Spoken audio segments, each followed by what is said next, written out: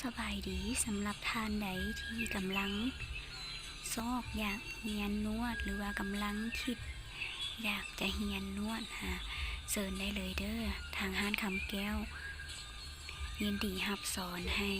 ไม่ว่าจะเป็นนวดผ่อนคลายนวดเท้านวดน้ำมันนวดจับเส้นตอกเส้นครบวงจรเลยเนาะในการนวดเพื่อสุขภาพเด้อ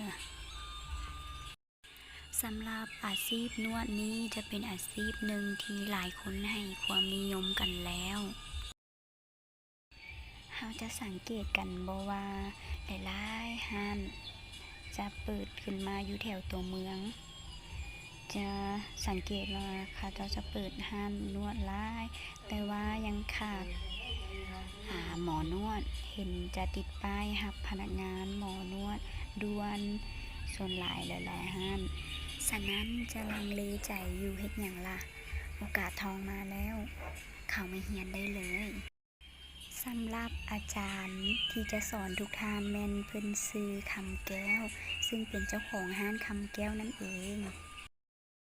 สำหรับการเรียนการสอนนี่เพิ่นจะสอนแบบลงลึกเลยสอนแบบลงตัวจริงเลยอาจารย์คำแก้วนี้เพิ่นจบจากวัดโพอยู่ประเทศไทยมีความสำนาญในการนวดได้7 ปีปลายแล้ว